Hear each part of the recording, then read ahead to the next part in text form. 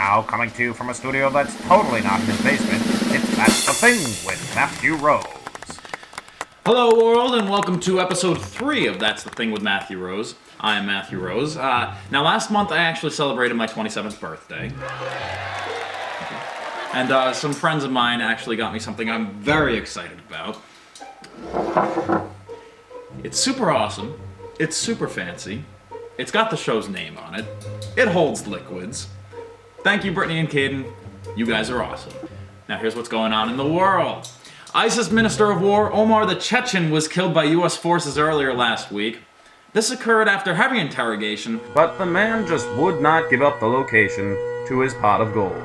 Oh, blarney. Happy late Patrick's Day.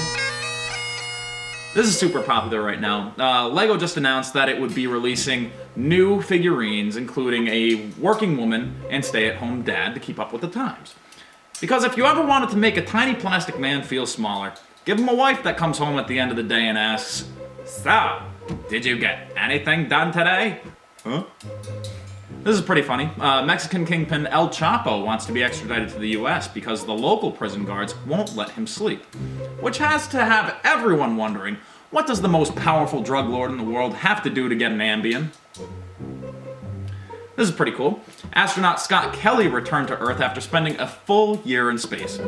When asked what he was working on, he said, "Oh, we were planting plants, we were taking photographs, and working on a sophisticated heat beam called a laser." I mean, that's startlingly similar. A year in space will do a lot to a man. A Brinks employee stole $200,000 worth of quarters. The police were searching for him, but I'm assuming it was the guy that was hogging the Coinstar machine for 3 days. In other news, local man fails his real estate exam for the 3rd time. Aww. No, I'm okay. This is awesome. A new British research ship set up a poll for people to vote on its name. The number one name people wanted was Bodie McBoatface, which is actually a lot better compared to when they put up the poll for what it should explore. Retired Late Show host David Letterman was spotted vacationing on the island of St. Bart's with a shocking new look. He said St. Bart's was actually his second choice for a vacation spot, but everything on St. Nick's was already booked. A Google self-driving car hit a bus last week. When Google execs were asked to comment, they said, "Hey, it's still a lot better than the Ask Jeeves self-driving tractor." I'm supposed to be a search engine butler, not a tractor. Oh dear, I'm sorry. See, that was my original search engine. Now I guess it's just called Ask. It's just not the same. This is a really sweet story. A diabetes-sniffing dog named Jedi, yes, that's his real name, Jedi, saved a 7-year-old boy whose blood sugar dropped to dangerous levels while he slept, thus fulfilling the ancient prophecy that a Jedi would once again bring balance back to the insulin. This is pretty funny. 2 brothers recently won the lottery, where one brother won $191 million, and the other brother only won $7. See, that reminds me of 2 other brothers.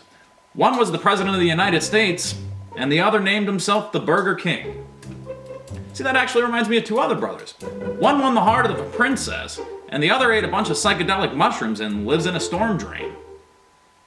A new study says that heavy coffee drinkers are linked to less risk of multiple sclerosis. On the downside, heavy coffee drinkers are also linked to early morning murders before being caffeinated. In political news, this is kind of frightening. North Korea's Kim Jong-un says he has nuclear warhead capabilities. I mean, he could be joking. North Koreans have a great sense of humor. Just ask his hairdresser. A Japanese inventor has created a Donald Trump wig weapon. When taken off and thrown at an attacker, it could really hurt them. And for an extra 50 yen, they'll throw in the weaponized spray tan, too. This is actually true. Islamic resistance group Hamas this week burned 15 tons of Snickers bars. When asked how they felt about it, they said, "Satisfied." Now, this part is actually serious. Earlier this week, the nation of Belgium was the victim of an act of terrorism. Now, we as a human race are definitely getting more used to these types of attacks, which is unfortunate. But it definitely makes everyone wonder, why in this day and age do these things still happen? Which brings us to this episode's Heart to Heart. Heart to Heart. Acts like this most people would say are evil. Why does it happen, though? See, evil originates in the hearts and in the minds of man, and it exists in some form in each and every one of us. We all have the same basic desires. We all want peace, we all want safety, and we all want to escape suffering. So why does it still happen? Real change will never occur until everyone recognizes that evil exists in every one of us. If there is hate in my heart, that is a source of evil. If I love money more than I care about a fellow human being, there's evil in there. If I had accepted enough lies throughout my life to justify killing, that is also a source of evil. I've seen the enemy, and it truly is myself. We can all be the change we wish to see in this world by starting with ourselves. Real change will happen. It's humanity's next big step.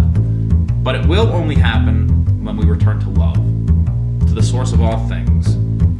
And in that, we will find out who we truly are, which is consciousness. And that's the thing! Thank you for watching That's the Thing with Matthew Rose. Be sure to like, comment, and subscribe for future awesome videos.